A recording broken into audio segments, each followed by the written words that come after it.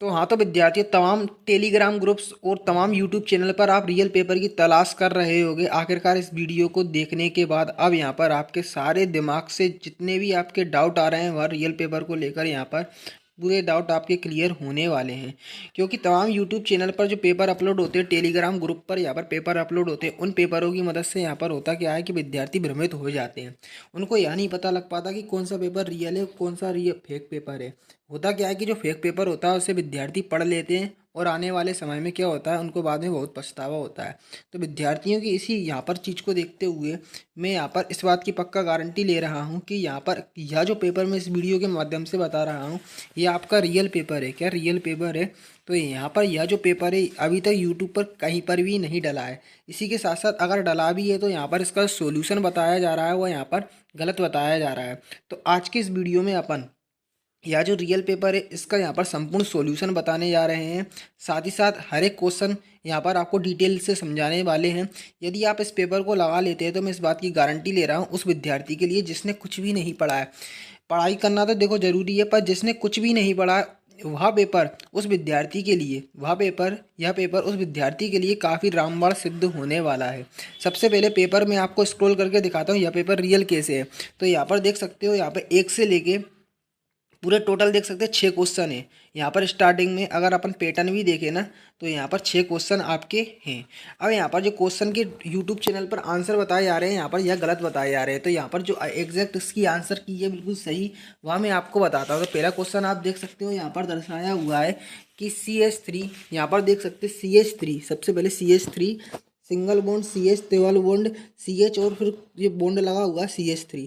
तो में कुल सिग्मा बंद होते हैं 10, 11, 12, 13। तो यहाँ पर जो आंसर बता रहा हूँ उस पर आप पूरा ध्यान दें, उस पर आप ध्यान दें, क्योंकि गलत यहाँ पे आपके आंसर में यहाँ पर मान, क्योंकि यहाँ पर देखा जाए तो तमाम आपने ऑनलाइन प्लेटफॉर्म पर इसकी आंसर की देखी होगी, तो वही आपकी मानसिकता होगी कि यहाँ पर जिसका आंसर शायद से वही होगा, पर मैं आपको बता दूँ वह आपका गलत भी हो सकता है।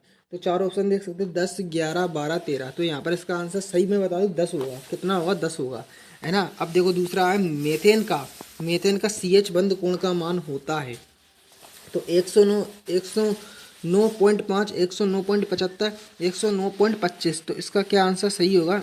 109.25। क्या? 109 पॉइंट क्या होगा? 25। दिखा देता हूँ मैं, 109.25 आपका यहाँ पे लिखा हुआ है। ठीक है, आगे देख सकते हो मुख्य क्वांटम संख्या। कौन सी संख्या? मुख्य क्वांटम संख्या n=3 से संबंधित कक्षकों की संख्या होती है।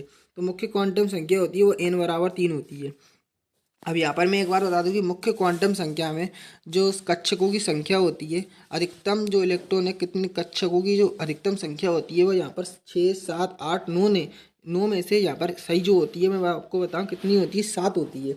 7 ही आ सकते हैं, ठीक है। कक्षक इलेक्ट्रॉन इसमें 7 ही आ सकते हैं। तो अधिकतम कक्षक यहाँ पर कितने हो जाएंगे? 7 हो जाएंगे, ठीक है।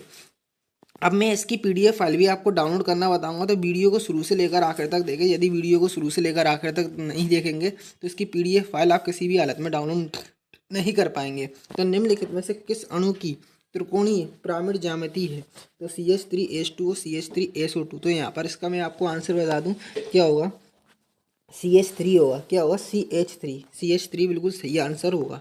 बंद निकाय में यहाँ पर क्वेश्चन को सुने। बंद निकाय में निकाय और परिवेश के मध्य द्रव्य का विनिमय होता है। तो देखो यहाँ पर देख लो, बंद निकाय है, ठीक है। निकाय और परिवेश के मध्य द्रव्य का विनिमय होता है। तो संभव है?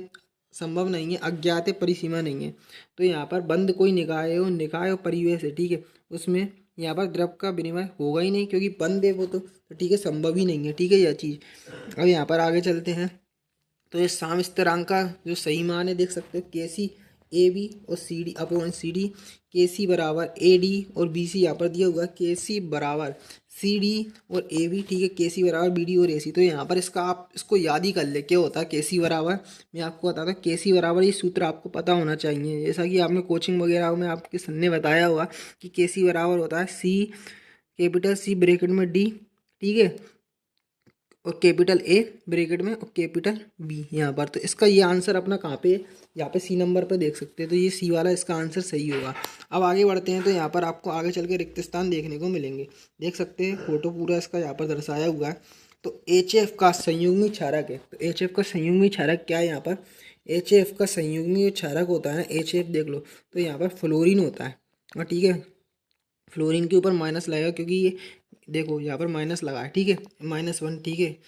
एल्किन का समपक्ष रूप विपक्ष रूप की तुलना में कैसा होता है? अधिक ध्रुवीय होता है, अधिक ध्रुवीय होता है, ठीक है। अधिक ध्रुवीय आपका क्या होता है? अधिक होता है ध्रुवीय। अब CH3CH2Br एल्कोहल की उपस्थिति में KOH उत्पाद बनाता है। तो कौन सा उत्पाद बनाता है ये मैं आपको बता दूं, इथेनॉल, इथेनॉल, ठीक है। ये पूरे आंसर है, मैंने पूरे गूगल से निकाले हैं, तो टेंशन ना ले, क्योंकि यहाँ पर जो आंसर है बिल्कुल 100% आपके सही है। माइक्रो का मान होता है, तो माइक्रो का जो मान होता है मैं आपको बता दूं, यहाँ पर 10 की पावर -6 होता है, मतलब 10 की पावर -6 यहाँ पर आप देख सकते हैं, इसे अपन माइक्रो बोलते हैं। हाइड्रोजन परमाणु जिसमें केवल एक प्रोटीन होता है उसे कहते हैं, तो उसे क्या कहते हैं मैं आपको बता दूं, जिसमें एक केवल प्रोटॉन होता है, तो आइसो आइसो आइसो लिखेंगे, आइसोटोप, ठीक है, आइसोटोप आपका होगा, ठीक है। अब अगला आप देख सकते हैं CO2 का द्विध्रुव आघूर्ण होता है। तो CO2 का द्विध्रुव आघूर्ण, ये फिजिक्स वाला द्विध्रुव नहीं है, ये केमिस्ट्री वाला है, ठीक है। CO2 का द्विध्रुव आघूर्ण होता है, तो क्या होता है यहाँ पर? CO2 का शून्य होता है। कितना? शून्य आपका होता है, कितना होता है? शून्य, ठीक है। अब आगे देख सकते हो यहाँ पर सत्य असत्य बताना है। तो पहला है कथन, अम्ल प्रोटोन ग्राही होते हैं, जो अम्ल होते हैं आप प्रोटोन ग्राही होते हैं, तो यह कथन बिल्कुल सत्य हो जाएगा, ठीक है। आगे बढ़ते हैं, अभिक्रियाओं में इलेक्ट्रॉनिक निष्कासन वाली अर्ध अभिक्रियाओं का ऑक्सीकरण कहते हैं। तो ऑक्सीजन, यहाँ पर देखो, अभिक्रियाओं में इलेक्ट्रॉन निकालना वाली अभिक्रियाओं को ऑक्सीकरण कहते हैं। यहाँ पर देखो, अब देखो, अभिक्रियाओं में इलेक्ट्रॉन निकालना वाली अभिक्रियाओं को ऑक्सीकरण तो कहते हैं, पर अर्ध लिखा हुआ है यहाँ पे, तो अर्ध अभिक्रियाओं को ऑक्सीकरण कहते हैं। तो यह कथन आपका सत्य भी हो सकता है, ठीक है, और असत्य भी हो सकता है। सत्य सत्य यहाँ पर दोनों हो सकते हैं वैसे देखा जाए। तो यहाँ पर देखो, इलेक्ट्रॉन निकालना, ठीक है, इलेक्ट्रॉन निकालना, और यहाँ पर अर्ध अभिक्रिया को ऑक्सीकरण कहते हैं। तो यहाँ पर दोनों ऑप्शन आपके सही हो सकते हैं, सत्य और असत्य दोनों, ठीक है। अब S की पावर -2 और प्लस PV की पावर +2, ठीक है। PVA सफ़ेद अपक्षेप देता है, तो एक जो कथन है मैं आपको बता दूं, यह जो कथन है आपका सत्य हो जाएगा, ठीक है। अब आगे बढ़ लो आप, तो यहाँ पर देख सकते हो, प्रथम और गैर शून्य अंक से पहले आने वाले शून्य सार्थक नहीं होते हैं।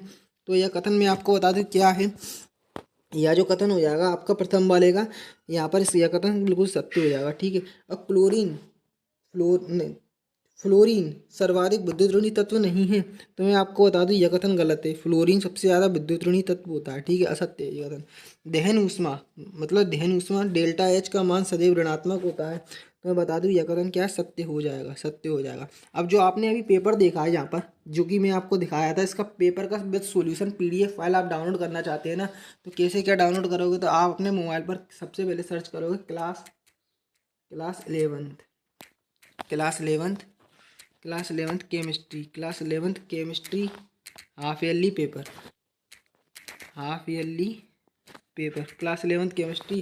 पेपर लिख के पीछे हिमालय सर डाल देना। हिमालय सर लिख के सीधा आपको डायरेक्ट सर्च करना है, या class 11th chemistry half yearly paper Himalaya sir लिख के जैसे ही सर्च करोगे ना, तो थोड़ा नीचे आओगे, यहाँ पे नीचे आने के बाद यहाँ पर आपको लिखा मिलेगा MP board class 11th chemistry question paper. यहाँ पर आपको वो क्वेश्चन पेपर दिखेगा, ठीक है। इससे मतलब नहीं है, आपको दूसरे नंबर पे भी दिख सकता है MP board 11th chemistry half yearly exam paper, ये आपको देखना है, यह लिखा हुआ है इतना इतना। पीछे 21 कुछ भी लिखा हो उससे मतलब नहीं है, बस केवल इतना कीवर्ड देखना है आपको। जैसे ही इस पर क्लिक करते हैं तो देख सकते हो यहाँ पर पूरी तरह से, यहाँ पर अब आपको वेबसाइट को लोड होने देना है। यहाँ पर ये पूरी जो है लोडिंग यहाँ तक आने देनी है पूरी तरह से। लोडिंग के बाद यहाँ पर आपको नीचे आना है, नीचे आने के बाद यहाँ पर आप देखेंगे कि यहाँ पे आप 9th का सिलेबस डाउनलोड कर लेंगे, ठीक है। और नीचे आओगे यदि आप यहाँ पे, तो मैं यहाँ पर जो आपकी PDF फाइल है यहाँ पे आपको वह डाउनलोड करना बता दूँ। तो 11th केमिस्ट्री के अर्धवार्षिक पेपर की PDF फाइल डाउनलोड करें। यहाँ पर एक इमेज दिखेगी आपको, तो उस पर क्लिक करना है। फिलहाल तो अभी दिख नहीं रही है, तो इसी कारण बस यहाँ पर आप ऊपर देखेंगे, तो यहाँ पर आपको तीर का ऊपर के साइड एक इमेज दिखेगी, तो उस इमेज पर जैसे ही आप क्लिक करेंगे ना, तो वहाँ से आप इसकी PDF फाइल आसानी से डाउनलोड कर लोगे। अपन आगे बढ़ते हैं और देख सकते हो आगे चल के मैचिंग देखने को मिलेगी। तो यहाँ पर जो मैचिंग के आंसर है उसको आप बिल्कुल ध्यानपूर्वक देखें। अब देखो, क्रियाशील होता है, तो यहाँ पर सबसे पहले दूसरे नंबर का मैं बता रहा हूँ क्रियाशील। क्रियाशील सबसे ज़्यादा जो क्रियाशील होता है ना, वो मैं आपको बता दूँ क्या होता है। क्रियाशील आपका क्लोरीन होता है सबसे ज़्यादा क्रियाशील, ठीक है। और Z17, यहाँ पर Z17 जो होती है, यहाँ पर लिथियम जो समूह है ना, 17 के तत्व लिथियम, ठीक है। यहाँ पर देख लो आप, Z17 की मैचिंग मिलेगी लिथियम से, आमने सामने ही मिल रही है इसकी मैचिंग, है ना। इसकी भी सामने ही मिलेगी और इसकी भी सामने ही मिलेगी। देख लो आप मैचिंग का जो सही व्यवस्था है वह आप देख लो, ये दोनों आप देख लो। अब लुईस क्षारक, लुईस क्षारक की मैचिंग किससे मिलेगी, डी वाले से, ठीक है। किससे, NH3 से। अब अगला क्या है यहाँ पे चौथा वाला, तो ऑक्सीकरण अवस्था F, तो -1 से इसकी मैचिंग मिल जाएगी, ठीक है। अब आपका पांचवा क्या है, यहाँ पर पांचवा अब मैं आपको बता दूँ, पांचवा है C2H2, तो यहाँ पर इसकी मैचिंग क्या है, यहाँ पर C2H2 में कितने पाई वन दे, तो यहाँ पर 3 पाई वन दे, तो ठीक है। इसकी मैचिंग किससे मिल जाएगी, F वाले से आपकी मिल जाएगी, ठीक है। F वाला है इसमें 3 पाई वन दे, तो ठीक है, इससे इसकी मैचिंग मिल जाएगी। तो यह पूरा सही क्रम है मैचिंग का। अब आगे देख लो, यहाँ पर एक वाक्य वाले प्रश्न है और एक शब्द वाले। तो रुद्धोष्म प्रक्रम की आपको परिभाषा देना है, तो मैं यहाँ पर आपको रुद्धोष्म प्रक्रम की जो परिभाषा है वह लिखित रूप में बताता हूँ। रुद्धोष्म प्रक्रम थोड़ा बड़ा होता है, तो यहाँ पर मैं आपको बताऊँ, जिसमें क्या लिखोगे रुद्धोष्म प्रक्रम में, जिसमें वह प्रक्रम जिसमें परिवर्तन, वह प्रक्रम जिसमें परिवर्तन, ठीक है, परिवर्तन के समय वह प्रक्रम जिसमें परिवर्तन के समय निकाय, ठीक है, निकाय और बाहरी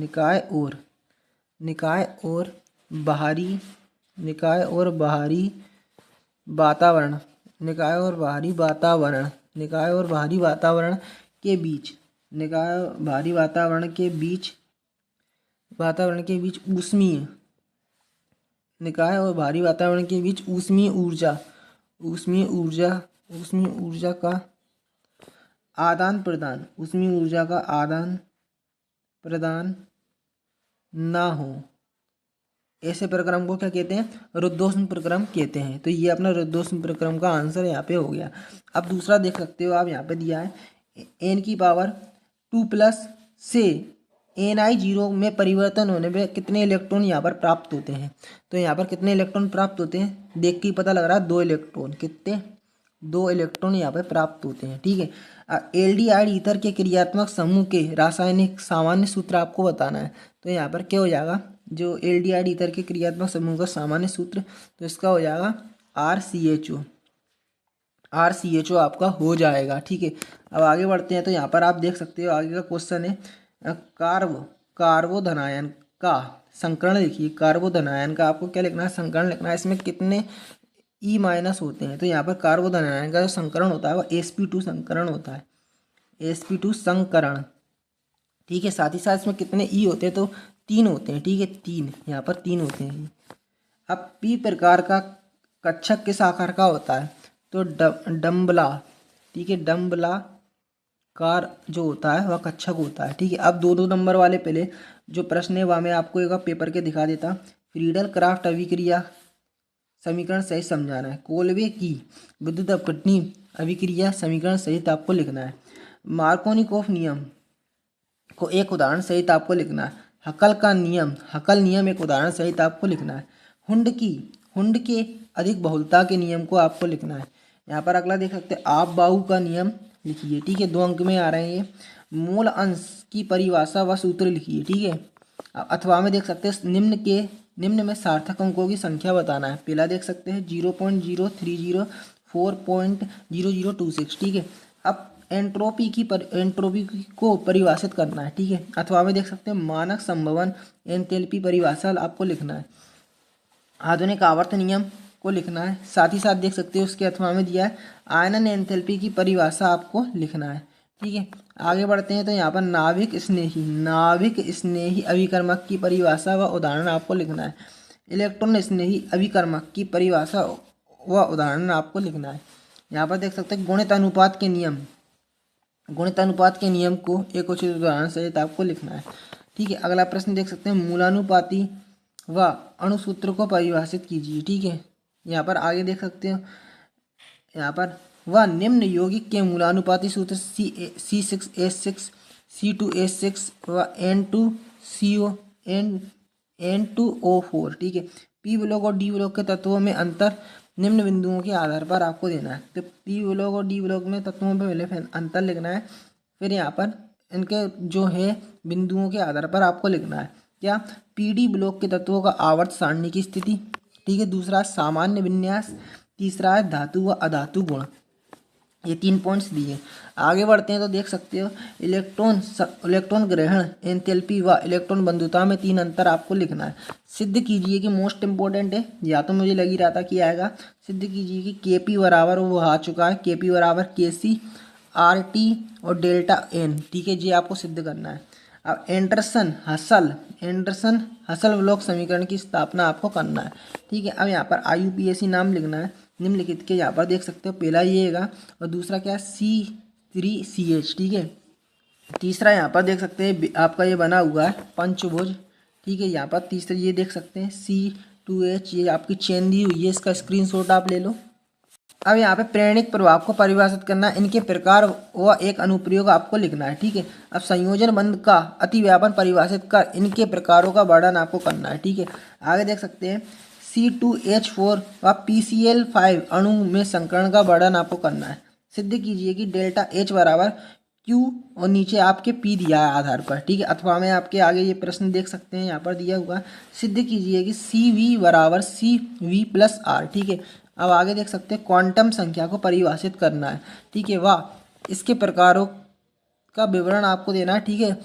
यदि n बराबर 2 हो तो अणु के चारों क्वांटम संख्या का मान ज्ञात कीजिए, इसके प्रकार समझाइए, ठीक है। अब निम्नलिखित तत्वों के इलेक्ट्रॉनिक विन्यास आपको लिखना है। यहाँ पर पहला है आयरन, दूसरा है नाइट्रोजन, ठीक है। इनके आपको इलेक्ट्रॉनिक विन्यास यहाँ पे लिखना है और तीसरा है क्रोमियम, ठीक है। अब यहाँ पर आगे देखते हैं तो कक्ष व कक्षक में 2 अंतर आपको बताना है।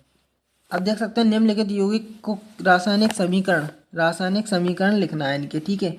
निम्नलिखित यौगिक से कैसे इसे रासायनिक समीकरण के नाम लिखना है, ठीक है। कैल्शियम से एथाइल, ठीक है। प्रोपेन से प्रोपीन से पॉलीप्रोपीन, बेंजीन से नाइट्रोबेंजीन, बेंजीन से हेक्सा देखो ब्रोमाइड, ठीक है। ये आपको क्लियर नहीं दिख रहा तो ये आप कर लेना। निम्नलिखित रासायनिक अभिक्रियाओं को समीकरण सही समझाना है। पहला है बोट्स, दूसरा है बेंजीन की योगज अभिक्रिया, ठीक है।